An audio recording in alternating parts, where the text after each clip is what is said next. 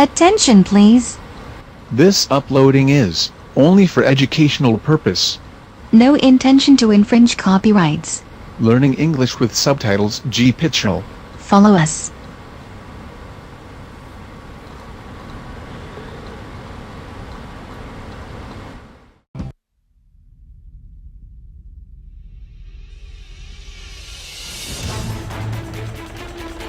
In this episode of Alaska State Troopers, Let's go back him up here.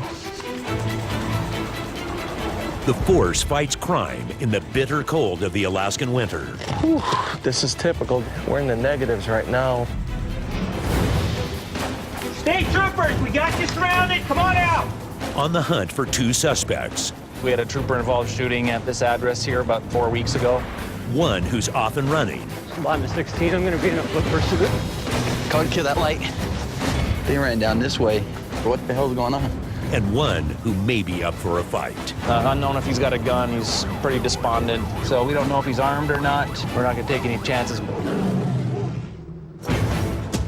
I know the back seat. You know the back seat? You don't need to put me in the car. I don't want to go in the car. You can't fight the law. The law always wins, right?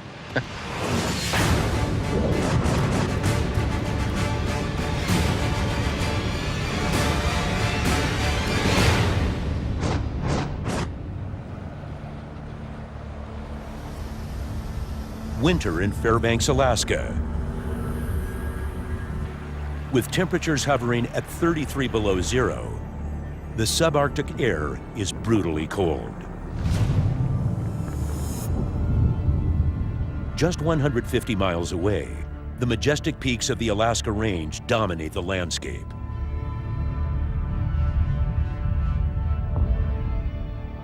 But Fairbanks sits on a relatively flat plain in the heart of Alaska's wild interior.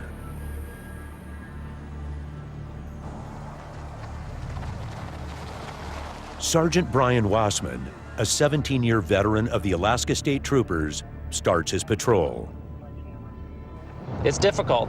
Just getting in and out of the car and doing police work and trying to keep your toes warm and your fingers warm when it's below zero is a chore in and of itself. I think people get conditioned, to the weather to some extent. If they stay out for any length of time, they're going to freeze just like anybody else.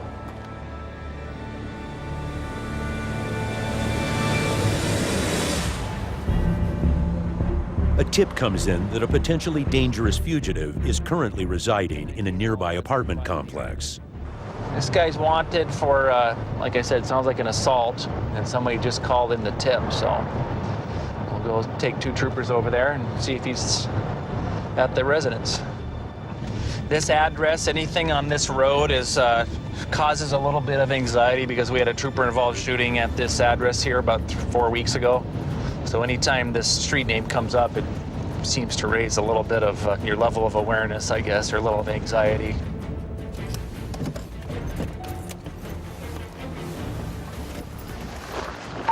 We're 1023. 25. Where is he? He just left. In what? How did he get out of here? He walked out. What's he wearing? He's got a backpack, black coat, hair, backpack. Basically, this is the story.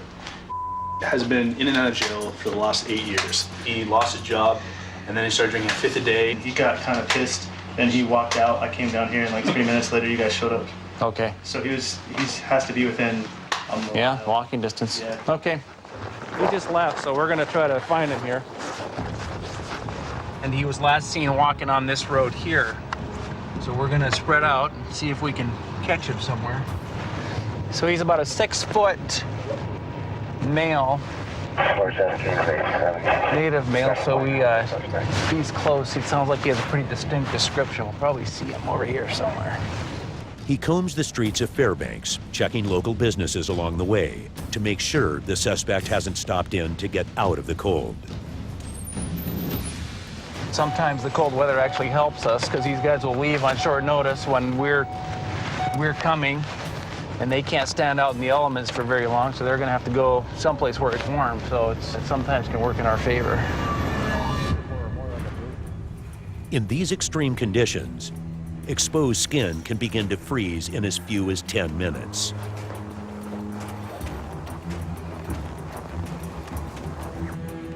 Back in his truck, Wassman spots a man that seems to fit the description. Yeah, we're gonna check that out. Near Hot Licks on College Road.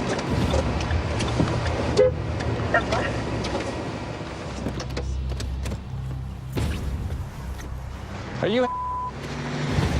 Okay, yeah, you don't look like him. I'm looking for somebody. That's a white male there.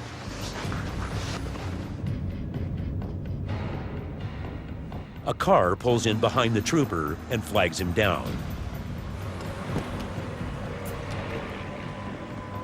I called in for my brother. Yeah?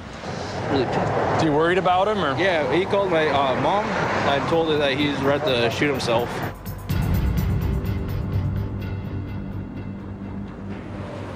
And what did he tell your mom? You said he called your mom? That's all my mom called me. He said, what's going on? He called me up saying he's about to shoot himself in the head. Okay. And everything. And I was like, okay, well, like, that's when I called the cops. And, like, I got disconnected or something. I just kept ringing it up. I'm freaking out right now. Really. Where do you think he might go to? I don't know. Okay. I don't know if he has a gun or not. When would he make that call? 20 minutes ago. Okay. Does your brother have a cell phone? Yeah. You want to try to call him and see if you know, see if he'll tell you where he's at? Everything's gonna be all right. So just let me know where you are so I can come and like pick you up. All right, and we'll do this together. Yes, I do. Come on, don't play around. Where are you right now?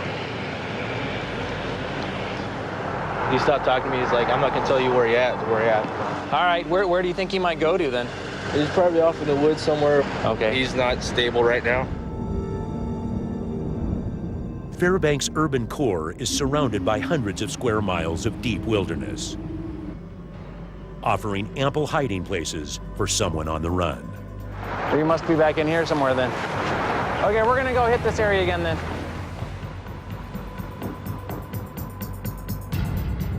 With the stakes raised, the troopers and local police stage an all-out manhunt.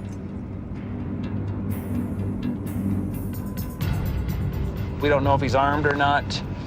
He sounds like he might be suicidal, so we don't know what to expect here. We're not gonna take any chances.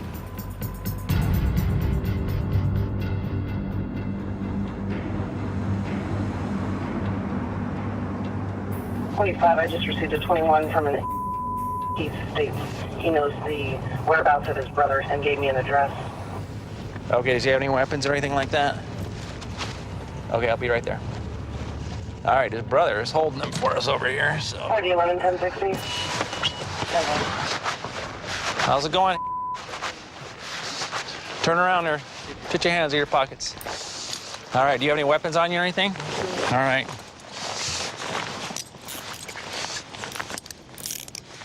I'm just gonna put all your stuff here so we can kind of inventory what you got, okay? Yeah, no problem. Yeah, why don't you, yeah. Where'd you take that from? Where was it? I don't know. Where'd all this change come from here? That stuff looks stolen to me. Oh, does it? Yeah, there's a lot of jewelry in there. Right. Is that your stuff? It's mine, so. All right. Nothing there. I didn't steal any of that stuff. Whose is this stuff? The jewelry's yours? Here's the thing, I'm gonna go ahead and lock these down so they don't get any tighter on you. Yeah, that's fine. Okay? Can we go now? Are you getting cold? No, I'm fine. Okay, all right. I just wanted... Just ready to get this over with? Yes, sir. Okay, here's what we're gonna do. We're gonna sit you right here in this back seat, okay? Yes, sir. I know the back seat. You know the back seat? Step up careful. Watch your head.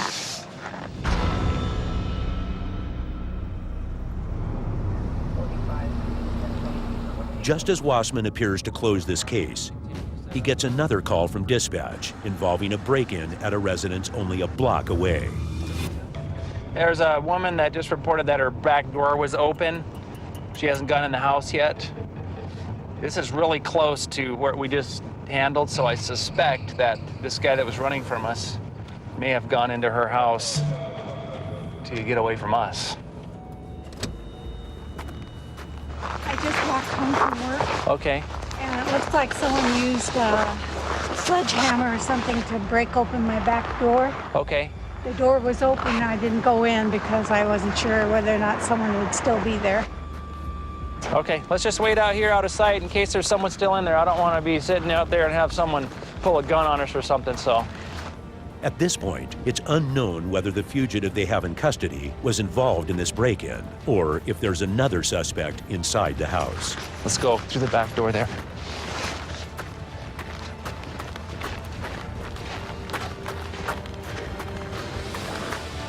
Hold on. 31-5. You want to hold the corners? Ben and I will go in the house. Okay.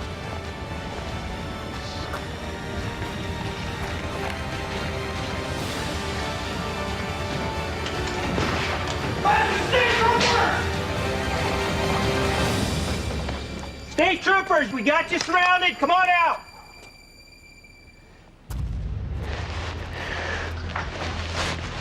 Yep, come in.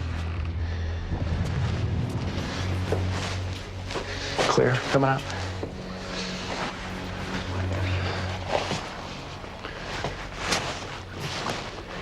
Clear. Okay. You know that some of that stuff that we pulled off the guy that we just arrested, there's jewelry in here that's similar to what we just found on this guy that we arrested, so figure this out.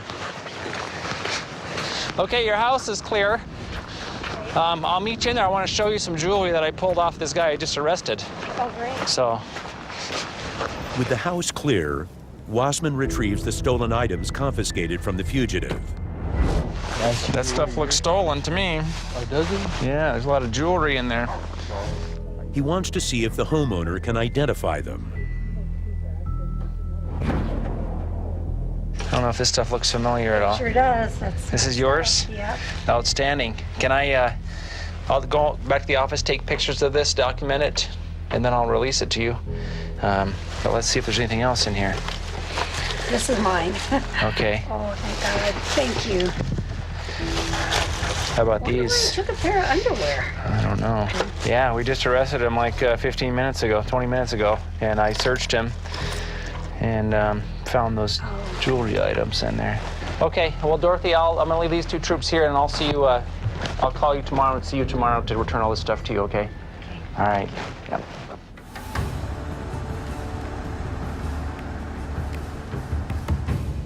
You know, it's sad that she had property damage and some things stolen, but in the big picture, we're pretty lucky that we solved this one because we don't solve very many, and we got really lucky on this one.